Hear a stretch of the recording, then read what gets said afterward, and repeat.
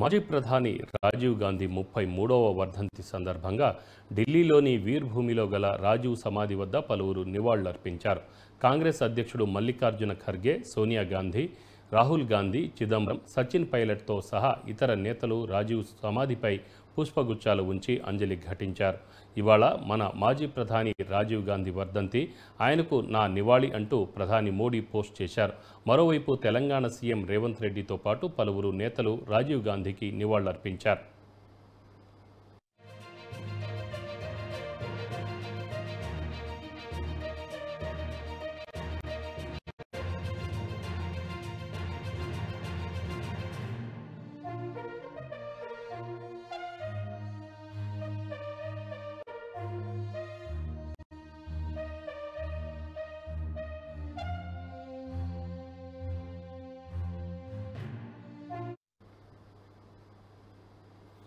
మే 21న భారత మాజీ ప్రధాని రాజీవ్ గాంధీ వర్ధంతి.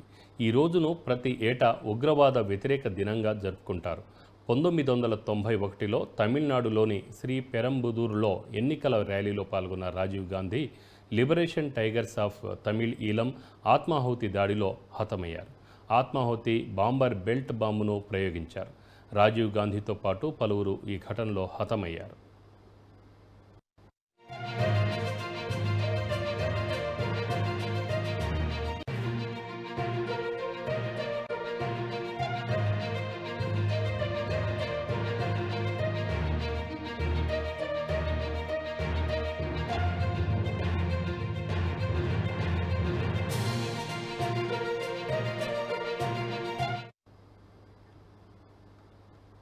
రాజీవ్ గాంధీ శ్రీ పెరంబుదూరు ఎన్నికల సభలో పాల్గొనే ముందు ప్రజల అభివాదాలను స్వీకరిస్తూ ముందుకు వెళ్తున్నారు. ఆ సమయంలో తన దుస్తులలో పేలుడు పదార్థాలను దాచుకున్న లిబరేషన్ ఆఫ్ తమిళ్ టైగర్స్ ఈలంకు చెందిన మహిళా సభ్యురాలు రాజీవ్ గాంధీ పాదాలను తాకి బాంబును పేల్చివేసింది. వెంటనే ఒక్కసారిగా పెద్ద శబ్దంతో పాటు భారీ ఎత్తున పొగ పైకి లేచింది. ఈ ఘటనలో మాజీ ప్రధాని రాజీవ్ గాంధీతో సహా పలువురు అక్కడికక్కడే మృతి చెందగా భారీ సంఖ్యలో జనం గాయపడ్డారు.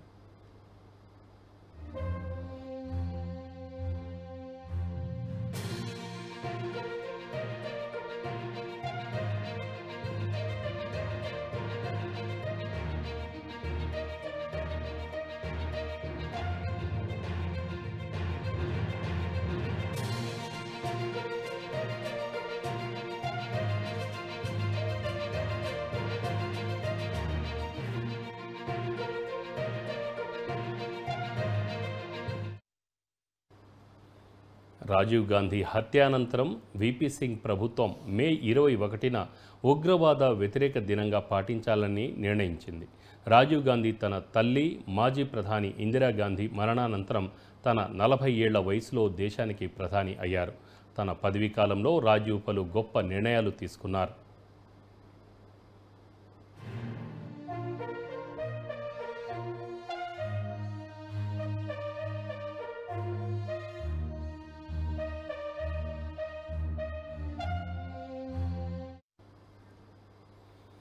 రాజీవ్ గాంధీ 1986లో జాతీయ విద్యా విధానాన్ని దేశమంతటా విస్తరించే ప్రయత్నం చేశారు. ఇందులో భాగంగా జవహర్ నవోదయ విద్యాలయాలను స్థాపించారు. రాజీవ్ గాంధీ దేశంలో సైన్స్ అండ్ టెక్నాలజీస్ని ఎంతగానో ప్రోత్సహించారు. దేశంలో కంప్యూటర్ల వినియోగానికి ఊతమిచ్చారు. సూపర్ కంప్యూటర్ల రూపకల్పనకు ప్రోత్సాహాన్ని అందించారు.